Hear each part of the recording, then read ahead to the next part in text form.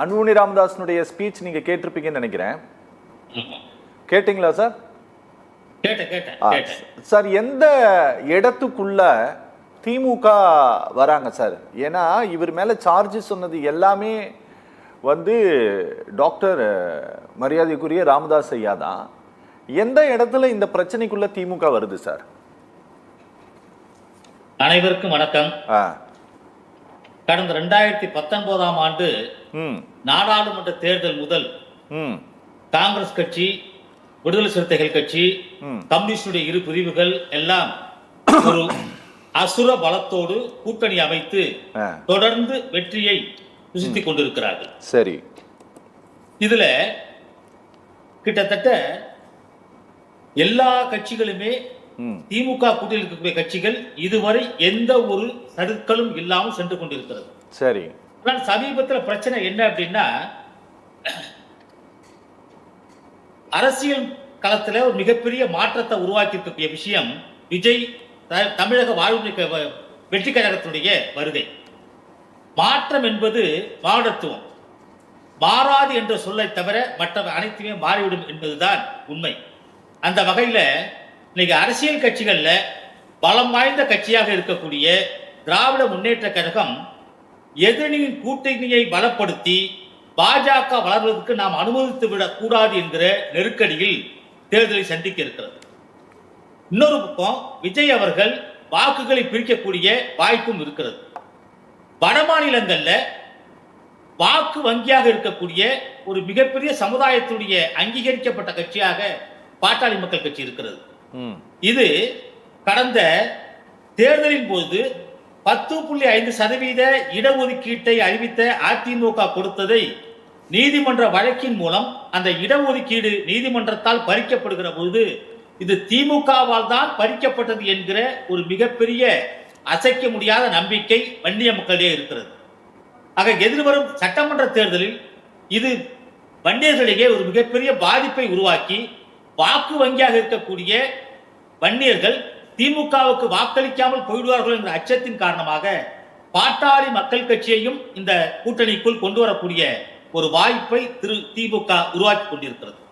இதன் அடிப்படையில் தான் இரண்டு கட்சிகளுக்குமே இருக்கக்கூடிய நல்லுறவை அடிப்படையை உருவாக்கக்கூடிய வகையில் 110 கீழ் கொண்டு வரக்கூடிய தீர்மானங்கள், பாமகவுக்கு அதிகமாக வாய்ப்பு கொடுத்து சபாநாயகர் அவர்கள் சட்டமன்றத்தில் 20 நாட்களுக்கு மேல நடந்த சட்டமன்ற கூட்டத்தொடர் நிறைய வாய்ப்பு கொடுத்தார். இது என்னன்னா திமுகவோடு பாமக இணைந்து வருவதற்கான ஒரு முயற்சியாகத்தான் பார்க்கப்படுகிறது அரசியல் களத்தில்.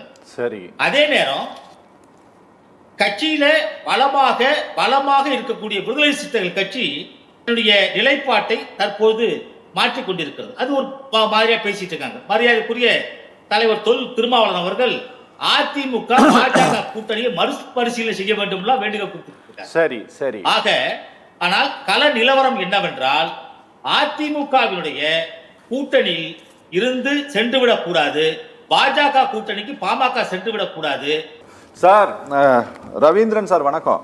ரவீந்திரன் சார், இன்னைக்கு வந்து அமைச்சர் எம்ஆர்கே பன்னீர்செல்வம் வந்து இன்னைக்கு எதிர்கட்சி தலைவருக்கு வந்து ஒரு பதில் கொடுத்துருக்கிறாரு. என்ன அப்படின்னா, இந்த மாம்பழத்துக்கு வந்து உரிய விலை கொடுக்கணும் அப்படின்னு சொல்லி போராட்டம் அறிவிச்சிருக்கிறாங்க.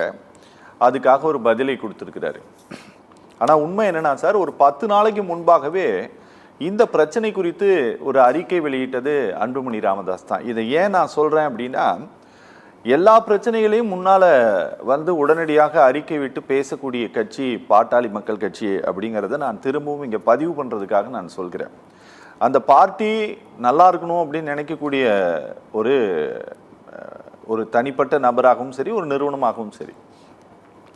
ஆனால் இந்த பிரச்சனைக்கான தீர்வை நோக்கி திரு அன்புமணி ராமதாஸ் பயணிக்கிறாரா அப்படிங்கிற ஒரு கேள்வியை ஒரு முன் வச்சோம் அப்படின்னா, அந்த பார்ட்டியில் ரொம்ப நாள் இருந்த ஒரு நபர் அப்படிங்கிற அடிப்படையில் உங்களுடைய பதில் என்னவா இருக்கும் சார்?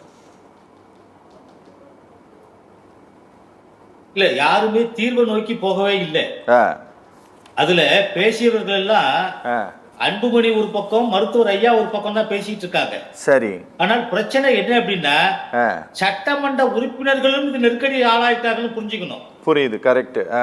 சட்டமன்ற உறுப்பினர்கள் திமுகவுக்கு ஆதரவாக திமுகவோடு இணக்கமாக இருந்து கொண்டு திமுகவோடு செல்ல வேண்டும் என்கிற அபிப்பிராயத்தையும் அவர்கள் முன்வைக்கிறார்கள். இப்போ ஐயா அவர்கள் அதிமுகவோடு போகணுங்கிறார், சட்டமன்ற உறுப்பினர்கள் திமுகவோடு போகலாங்கிறார். ஆனா ரெண்டுக்கு அல்லாம பாரதிய ஜனதா கட்சியோடு தான் போகணும் அப்படிங்கிறது அன்புமணி ராமதாஸுடைய தர்க்கம்.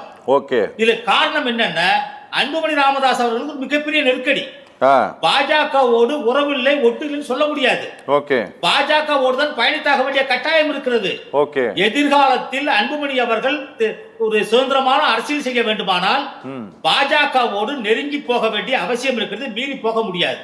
ஓகே, ஆனால் இதை விரும்பாத மருத்துவர் ஐயா அவர்கள் நம்ம பிராந்திய கட்சிகளோடு திராவிட கட்சிகளோடு கூட்டணி வைக்கிறது தான். நீங்க முதல்ல பாஜக இல்லன்னு வெளியே வாங்க, அப்புறம் பேசிக்கோங்க நிலைமை தான். Okay, okay. நீங்க கடந்த காலங்கள்ல நடந்து கொண்ட சட்டமன்ற கூட்டத்தொடர்ல கூட எதிர்கட்சி வரிசையில் இருக்கக்கூடிய பாட்டாளி மக்கள் கட்சிக்கு சபாநாயகர் அவர்கள் தொடர்ந்து ஒரு 20 நாட்கள்ல மாண்புமிகு முதலமைச்சருடைய தீர்மானத்திலும் மாண்புமிகு முதலமைச்சருடைய 110 விதியின் கீழ் கொண்டு வந்த திட்டங்களுக்கெல்லாம் சிறப்பு விவாதத்திற்கு பாட்டாளி மக்கள் கட்சிக்கு முக்கியத்துவம் கொடுக்கப்பட்டது. சரி, அது மட்டும் இல்ல, பாட்டாளி மக்கள் கட்சியை நோக்கி திமுக நகர்கிறது என்பதற்கு முத்தாய்ப்பான விஷயம் என்னன்னா, அந்த கூட்டணியிலே வலுவாக இருக்கக்கூடிய தொல் திருமாவளவன் அவர்கள் விடுதலை சிறுத்தை கட்சி தலைவர் அதிமுக பாஜக கோடு இருக்கக்கூடிய கூட்டணியை மறுபரிசீலனை செய்ய தொடர்ந்து கொண்டு இருந்தார். ஓகே, அது நோக்கம் என்ன? அவர் பாஜக இருக்கிற இடத்துல பாமக நான் இருக்க மாட்டேன்னு சொல்லிட்டு இருக்கார்.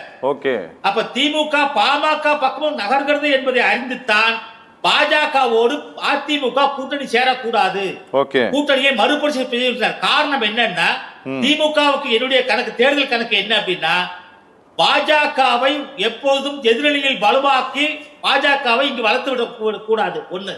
ஓகே. இரண்டாவது, விஜய் அவர்கள் தாவக கட்சி ஆரம்பித்து அவர் நமக்கு எதிராக இருக்கிறார். ஓகே. ஆக இது போன்ற சந்தர்ப்பங்களிலே நாம் வலுவாக இருக்க வேண்டும் என்பதால் வட மாநிலங்களில் இருக்கக்கூடிய வாக்கு வங்கி அரசியலை மிகப்பெரிய அளவில் வைத்திருக்கக்கூடிய பாமகவை நாம் வலுப்படுத்த வேண்டும், நம் பக்கம் இழுக்க வேண்டும் என்கிறது திமுகவுடைய கணக்கு. ஓகே. இதுல தற்போது கிடைத்திருக்கக்கூடிய ஒரு அதி முக்கியமான நபர்கள் கூட கிடைத்திருக்க தகவல், மருத்துவர் ஐயா அவர்களை பேசி சமாதானப்படுத்த வேண்டிய பொறுப்பு மரியாதைக்குரிய மாண்புமிகு துரைமுருகன் அவர்களிடத்திலும், அன்புமணியை சமாதானப்படுத்த வேண்டிய பொறுப்பை நாடாளுமன்ற ஜெகத் ரட்சகர்களுக்கு ஒப்படைப்பதாக தகவல் வருகிறது. இது எந்த அளவுக்கு உண்மைன்னு தெரியாது. ஆனால் அரசியல்ல மாற்றம் ஒன்றுதான் மாறாதுன்னு சொல்லுவோம். ஆனா அதுவும் மாறக்கூடிய நிலை இருக்கு. யார் எங்க போவாங்க எங்க வருவாங்க சொல்ல முடியாது. அரசியல் ஸ்திரத்தன்மை இல்லாத ஒரு நிலை.